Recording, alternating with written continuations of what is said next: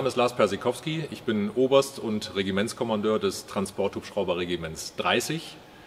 Mein Regiment hat derzeit den Auftrag, einen Teil der Very High Readiness Joint Task Force Aviation Task Force zu stellen, indem wir 6 Transporthubschrauber vom Typ NH90, so wie er hier hinter mir steht, in einer 5-Tage-Bereitschaft dauerhaft über dieses gesamte Jahr und voraussichtlich auch noch bis in das nächste Jahr hinein bereitstellen, um halt, falls erforderlich, innerhalb dieser kurzen, wie wir es sagen, Notice-to-Move-Reaktionszeit dann an die Ostflanke der NATO zu verlegen, sollte es dort zu einer krisenhaften Situation kommen. 6 Transporthubschrauber, die insgesamt von etwa 200 Personen meines Regimentes betrieben werden müssen. Dazu gehören halt nicht nur die fliegenden Besatzungen, sondern auch das technische Personal, was dafür sorgt, dass die Maschinen flugklar bleiben. Alles, was für den Flugbetrieb erforderlich ist, dazu gehören zum Beispiel die Tanker, dazu gehört die Feuerwehr, dazu gehören Flugsicherer und so weiter. Dort haben wir den NH90, mittlerer Transporthubschrauber der 11-Tonnen-Klasse, Multifunktionshubschrauber, ausgestattet für die diversen Einsätze, die wir haben bei der Bundeswehr. Sei es Fliegen über See, in Wüstengebieten, Transport von Material, Personal, spezialisierte Kräfte. Dazu können wir hier an dem Luftfahrzeug Außenlasten anbringen.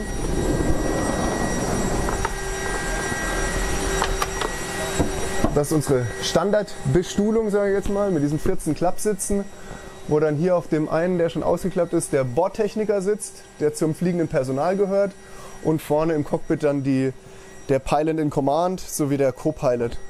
Und die restlichen Plätze sind quasi frei für Personal, das mitgeführt werden kann, wie Panzergrenadiere, spezialisierte Kräfte, VIPs, normaler Personentransport oder eben der Laderaum bei hochgeklappten Stühlen nutzbar, um Fracht im Innenraum zu transportieren und zu verlegen. Ein Stuhl wiegt ca. 8 Kilogramm, also sehr, sehr leicht, und auch so eine komplette Schiebetür, wie wir sie hier haben, ist mit 22 Kilogramm relativ oder sehr, sehr leicht im Vergleich zu einer Haustür oder sowas. Der Hubschrauber ist ausgestattet mit 2 Rolls-Royce-Triebwerken mit jeweils ca. 2.500 PS Leistung. Also es waren bei mir von Diensteintritt bis frei und selbstständig am Hubschrauber arbeiten insgesamt 5 Jahre.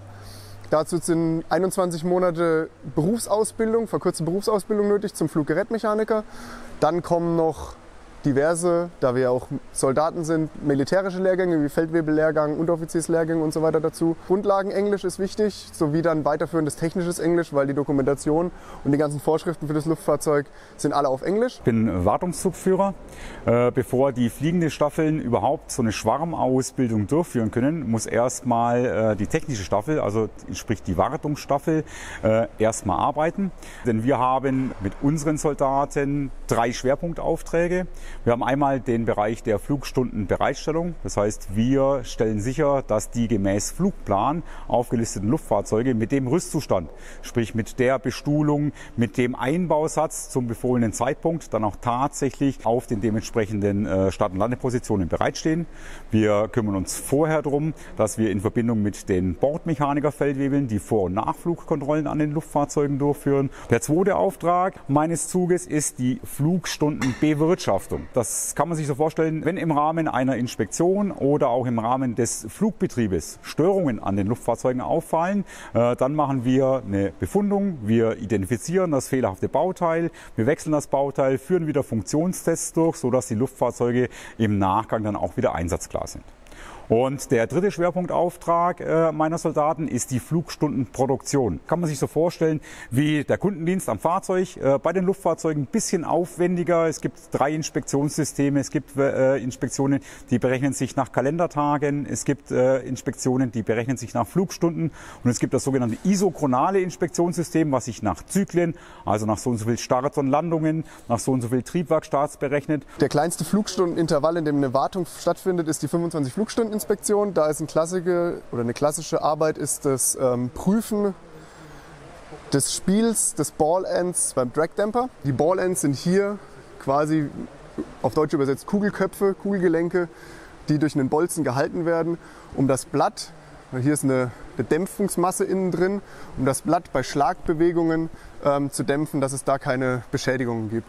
Und alle 25 Flugstunden wird das Spiel zwischen dieser Kugel im Gelenk und zum Bolzen geprüft, bei allen 4 Blättern. Grundsätzlich könnte so einen technischen Auftrag, den meine Soldaten und ich haben, jede Firma viel günstiger anbieten. Da wir aber diese Uniform tragen, können wir etwas, was die Industrie nicht kann, denn wir können unseren NH90 auch in den Auslandseinsätzen, auch unter Gefechtseinflüssen betreiben. Für die, ich sag jetzt mal, die heißen Einsatzgebiete wie Afghanistan und Mali werden diverse Sachen vorbereitet, das heißt auf die Triebwerke sowie auf die APU, also das Hilfstriebwerk zum Starten, werden Sandfilter aufgebaut, um die Luft einfach, die ins Triebwerk oder durchs Triebwerk durchgeht, vorzufiltern. Unter anderem wird zusätzlich noch für Mali auch die Blattvorderkante wird beklebt mit einer speziellen dicken Folie, ähnlich wie eine etwas stärkere Displayfolie fürs Handy, die die Abrasionen, also den Abrieb durch Sandaufwirbelung verhindern oder reduzieren soll. Diese Vor- und Nachbereitungsarbeiten für Einsätze, sei es im Inland oder Ausland, sind alles auch Wartungssachen.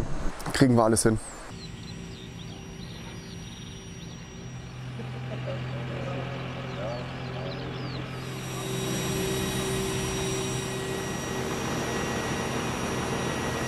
Befinden wir uns in einem Cockpit vom NH90. Über einen Kfz-Mechatroniker bin ich zur Bundeswehr eingestiegen und dadurch, dass ich den Kfz-Mechatroniker gelernt habe, war natürlich der Anteil der Elektronik auch dabei.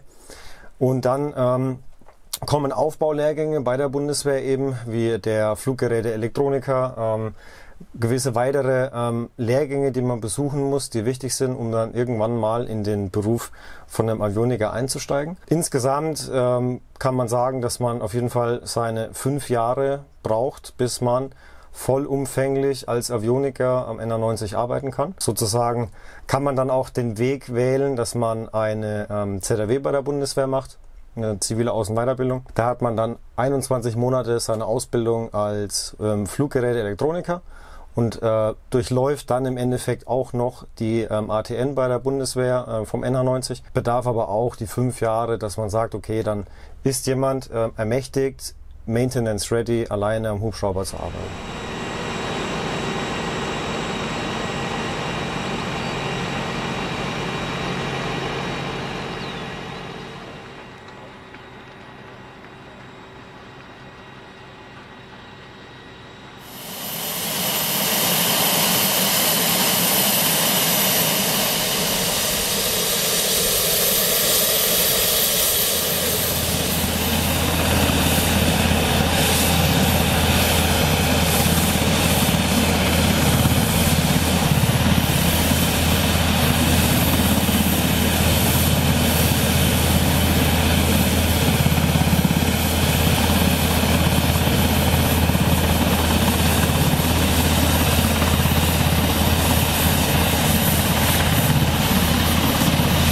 Beratungsoffizier am Standort Niederstetten. Wir betreiben ja einen Heeresflugplatz. Mein Kernauftrag an sich selber ist Informationen sammeln, auswerten und weiterleiten. Die Luftfahrzeugbesatzungen hier am Standort Niederstetten, die begleiten wir letztendlich von dem ersten Moment letztendlich ihres Auftrages bis zum Schluss, tatsächlich bis sie heile wieder in Niederstetten zurückgekommen sind. Wir haben viele Unterstützungssysteme. Zum einen ein Flugsicherungsinformationssystem, was uns letztendlich in die Lage versetzt, Flugpläne zu vermitteln. Das heißt, die Informationen, dass heute 4 Luftfahrzeuge fliegen, die braucht unser Flugverkehrskontrolldienst, sprich unser Tower. Der braucht einen Flugplan, also die Informationen, wann starten hier Luftfahrzeuge und vor allem, wann kommen sie auch wieder zurück. Hat was damit zu tun, dass der Flugunfallalarmdienst sichergestellt werden muss. Diese magentafarbene Route zeigt eigentlich den geplanten Flugweg in diesen Einsatzraum. Wir haben hier in dem Bereich 2 Brücken einen Flugplatz, der natürlich auch zivilen Flugverkehr hat. Das heißt, 2 Brücken wurde von uns vorab informiert und die Möglichkeiten des Tankens, auch wenn es nicht primär letztendlich angedacht ist, in 2 Brücken zu tanken, haben wir aber trotzdem letztendlich im Vorfeld schon eruiert. Danach fliegen sie letztendlich weiter in den Übungsraum, wo diese Bodentruppen letztendlich, das ist ein Fallschirmjägerregiment, was dort vor Ort letztendlich mit Außenlasten und letztendlich Personal und Equipment on board mit diesen 4 Hubschraubern den ganzen Tag übt. Alle Sachen und Informationen, die hier eingezeichnet sind, die betreffen unter Umständen Ballonaufstiege, Überflugverbote. Wir haben hier eine Übung, die gerade am Laufen ist von der Luftwaffe Air Defender. Das heißt, hier ist mit tiefflugenden Jets zu rechnen. Und das sind alles Informationen, die der Luftfahrzeugführer im Vorfeld letztendlich gebrauchen kann, um im Vorfeld schon sich einen Überblick dazu verschaffen, was eigentlich so in der Luft für seinen einzelnen Auftrag los ist. Wenn er den Plan hat und weiß, wie seine Flugstrecke sein soll, geht er natürlich diesen Weg weiter zur Flugwetterberatung, weil auch Wetter ein flugeinschränkender Faktor sein kann. Wenn ich zum Beispiel Gewitterzellen auf meinem Flugweg habe oder irgendwelche Schlechtwetterverfahren, wo ich drumherum fliegen muss, zwingen mich die, meinen Flugweg anzupassen. Also geht er mit dem Flugweg quasi hier zur Flugwetterberatung. Wir haben jetzt momentan draußen so einen leichten Zwischenhocheinfluss, ehe am Nachmittag vom Schwarzwald her wieder neue Gewitter aufziehen, die uns dann im Bereich des frühen Nachmittags treffen können. Momentan sind da teilweise auch in den Gewittern Hagelkörner mit dabei. Es gibt verschiedene Möglichkeiten. Man kann teilweise als Seiteneinsteiger quasi zur Bundeswehr kommen, kann vorher schon Meteorologie studiert haben, steigt dann bei der Bundeswehr mit dem höheren Dienstgrad ein. Oder man kann auch, sag ich mal, sich nach dem Abitur bewerben und dann bei der Bundeswehr sich ausbilden lassen. Das Ganze ist dann ein Fachhochschulstudium, das 24 Monate dauert. Und nach Abschluss des Studiums macht man dann nochmal eine 12-monatige praktische Ausbildung am Arbeitsplatz, sprich auf einem Flugplatz oder bei der Luftwaffe dann eben bei der Luftwaffenberatungszentrale Münster, die mindestens 12 Monate dauert.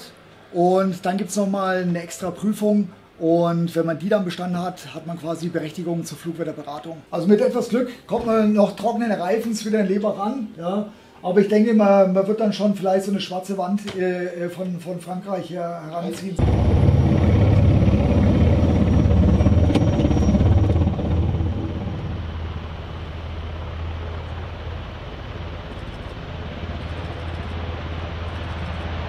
Ist vierfach redundant, läuft sehr stabil das System. Kann man auch vollumfänglich testen, so dass wir auch wirklich sagen können, okay, ruhigen Gewissens können wir unsere Piloten rausschicken und der Hubschrauber ist klar zu Gefecht.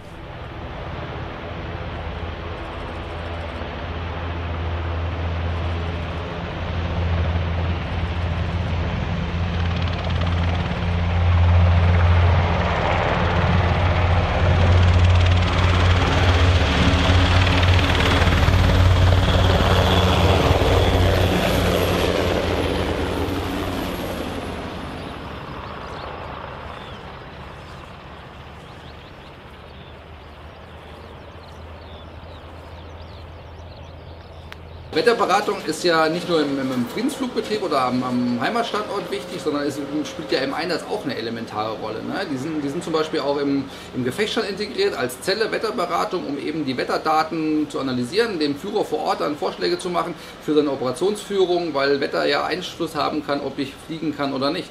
Und wenn ich Nebellagen habe, kann ich ja auch mit Kampfhubschraubern nicht unbedingt immer den Kampf aufnehmen.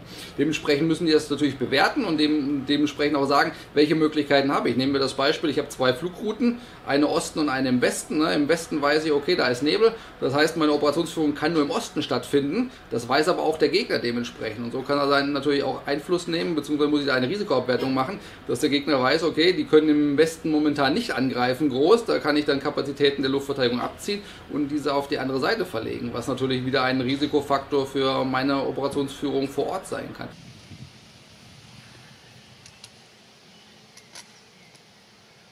Ich bin der Kompaniechef der 4. Kompanie des Fallschirmjägerregiments 26 und wir sind heute hier für eine Gefechtsübung unter Einbindung von Hubschraubern und von Maschinenkanonen. Insgesamt ist unser Ziel hier im Zusammenwirken mit ungefähr 70 Soldaten, das Anlanden zu üben und danach den Angriff auf ein Angriffsziel. In der Phase 1 waren wir in der Phase der Befehlsgebung, das heißt hier, wir machen die Planung. Wir werten hierzu zusammen mit den Hubschrauberführern aus, wie kann ich mich am besten hier hinbewegen durch die Luft, wo muss ich dann nachher landen, damit ich den besten Weg habe zur Annäherung an mein Angriffsziel. Danach geht es dann, diese ganzen Komponenten in einer Befehlsgebung umzusetzen und dann an die Soldaten weiterzugeben, damit nachher jeder seinen Auftrag kennt. Danach fängt die persönliche Vorbereitung an. Die Soldaten nehmen ihre Ausrüstung, bereiten diese vor. Hier dann mit den luftspezifischen Hinweisen, dass man zum Beispiel keine losen Gegenstände oder sonstiges am Körper trägt, dass dann auch vermeintliche Bändel oder sonstiges weggebunden werden, dass die Funkgeräte ausgeschaltet werden oder Antennen heruntergebunden, damit diese nicht in die Rotorblätter geraten. Dann in der Umsetzung zunächst dann das Anlanden mit den Hubschraubern. Das haben wir letzte Woche geübt, und zwar mit einem sogenannten Landezonentraining. Dort haben wir den Hubschrauber aufgenommen, in die Landezone hineingesprochen und sind dann nachher dort wieder mit dem Hubschrauber rausgeflogen. Also die Kommunikation. Das ist der erste Schritt, dass wir hier angelandet werden und danach greifen wir durch den Wald an.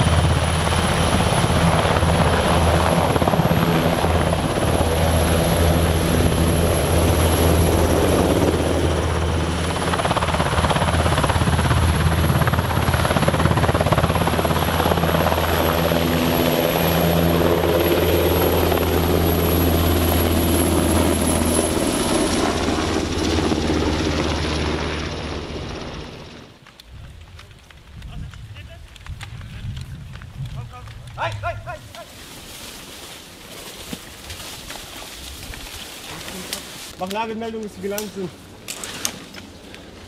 Die Richtung.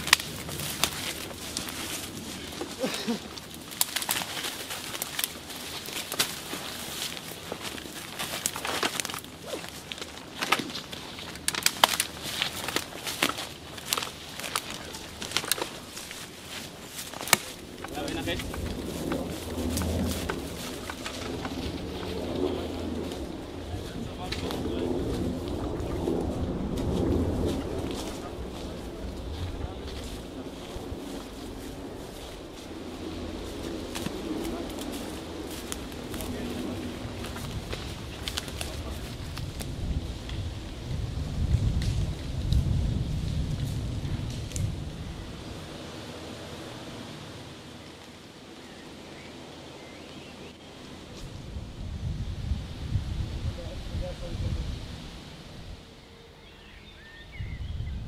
In einer sogenannten zweiten Welle werden dann unsere Maschinenkanonen kommen, die die Infanterie hier im Kampf unterstützen, um dann hoffentlich von unserem heutigen Angriffszug das Angriffsziel nehmen zu lassen. Und danach werden wir wieder durch die Luft mit den Hubschraubern hinausfliegen. Wäre es noch zu sagen, dass wir halt als Wartung im Vergleich zur Inst eng an eng mit der fliegenden Abteilung zusammenarbeiten, weil die sind quasi der Fahrer, der Auftraggeber, die sagen, okay, wir würden gerne nächste Woche Außenlast fliegen. Und das ist dann quasi unser Auftrag, das dementsprechend so vorzubereiten, technisch, auch wie avionisch, was das Luftfahrzeug braucht.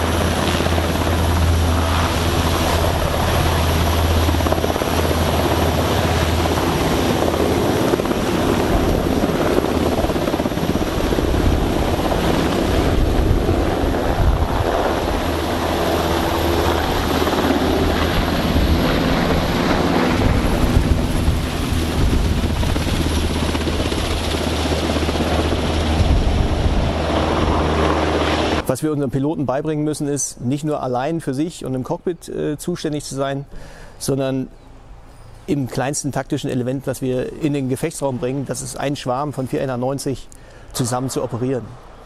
Und was da besonders wichtig ist, dass blindes Verständnis für den anderen jeweils da ist und nicht nur für den anderen im anderen Luftfahrzeug, sondern auch für die entsprechende Bodentruppe. Dafür nutzen wir die sogenannten Schwarmflugwochen, um das exzessiv zu üben. Die besondere Herausforderung ist nicht, dass man möglichst nah, möglichst schön für die Umwelt sichtbar durchs Environment fliegt, also durch die Umwelt fliegt, sondern dass man seinen Auftrag erfüllt. Und das heißt, ich starte von einem Punkt, wo ich Truppe aufgenommen habe und komme sicher an dem Punkt an, wo ich auch wirklich hin möchte. Es muss eine ganz dezidierte Planung geben, die eben nicht nur das Fliegen, sondern auch die Zusammenarbeit mit der Bodentruppe beinhaltet. Und es muss vor allen Dingen ganz schön viele Pläne B geben, was passiert, wenn. Gerade das ist eine Herausforderung, die eine hohe kognitive Fähigkeit erfordert. Aber am Ende auch, ich meine, jeder Plan ist nur ein Plan. Am Ende ist die Umsetzung und das Führen vor Ort für den eingeteilten Schwarmführer die Herausforderung, um auf Lageänderungen, die sich immer ergeben und sei es nur durch Wetter, entsprechend zu reagieren und den Auftrag fortzusetzen. Mit dem Landen dann wieder in der Landezone in der Nähe unseres Heimatstandortes ist dann jedoch das Ganze noch nicht vorbei, sondern dann beginnt die persönliche Nachbereitung. Wir werden dann dort die Munition wieder zurückgeben, dann werden wir unsere Waffen und das Gerät nachbereiten, aber auch das Personal. Und dann im letzten Schritt insgesamt die Auswertung, um Übungsmängel, das was nicht so gut gelaufen ist, abzustellen und durch andere Ausbildung nochmal zu vertiefen. Aber auch das, was gut gelaufen ist, dass wir das dann nehmen und dann weiter verstärken, die Stärken.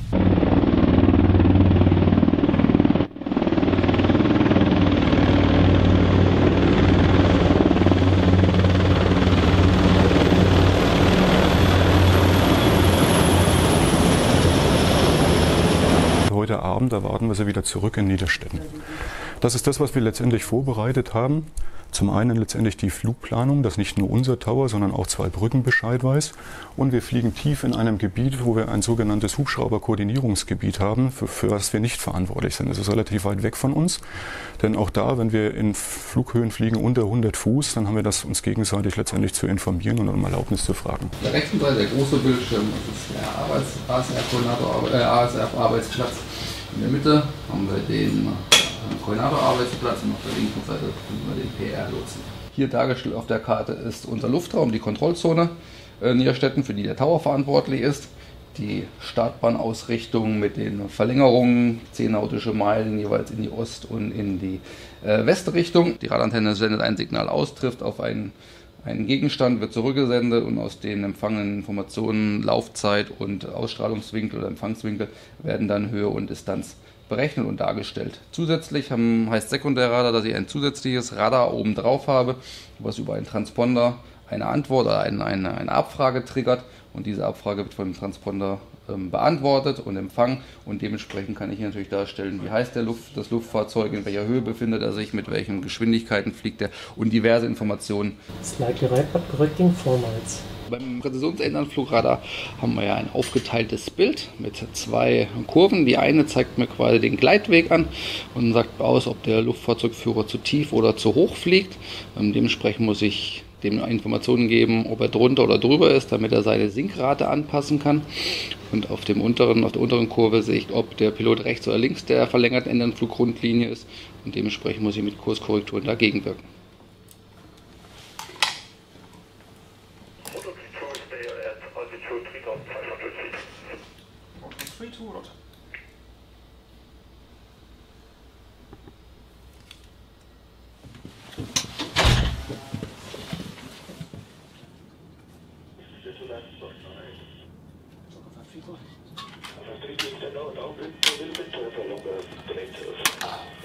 Roger, you need runway 2?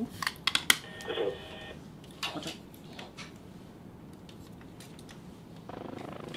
Sonic 98 after landing proceed to the speed.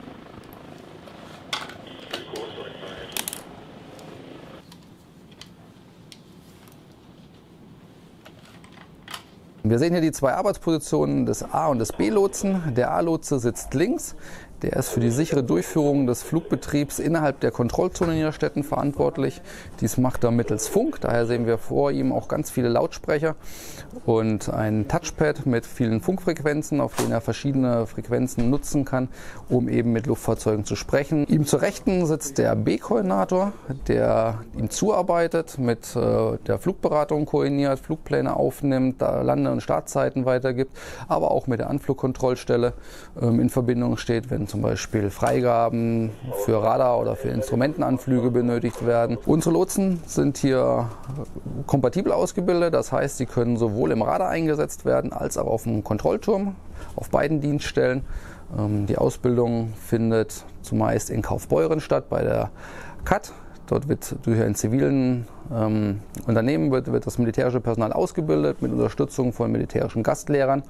Dort wird eine Simulatorausbildung und eine Theorieausbildung durchgeführt und wenn beide Abschnitte erfolgreich beschlossen sind, dann kommen die Lotsen hier an den Platz und machen hier quasi im Realflugbetrieb ihre Ausbildung am Arbeitsplatz, die sogenannte AAP.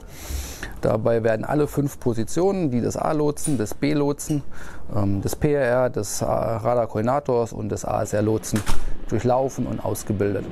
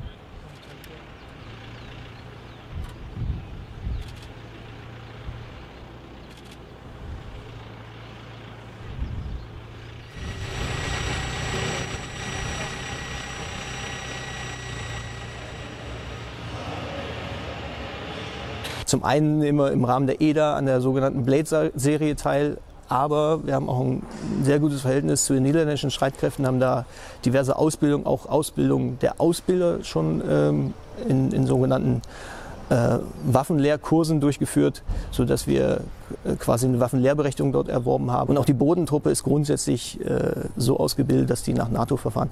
Also ich sag mal, die Landezonen, die Landeplätze für die einzelnen Luftfahrzeuge sind alle standardisiert, sodass wenn wir jetzt mit einer niederländischen oder britischen, oder polnischen Bodentruppe zusammenarbeiten, dass wir relativ schnell, ich will nicht sagen reibungslos, aber reibungsarm agieren können. Wir machen das nicht alleine. Mit uns sind Kampfhubschrauber Tiger aus dem Standort in Fritzlar vom Kampfhubschrauberregiment 36 mit Teil dieser Aviation Task Force und weitere 2 Hubschrauber in der Rolle Forward Air Medivac aus dem Standort Fassberg vom Transporthubschrauberregiment 10, unserem Schwesterregiment.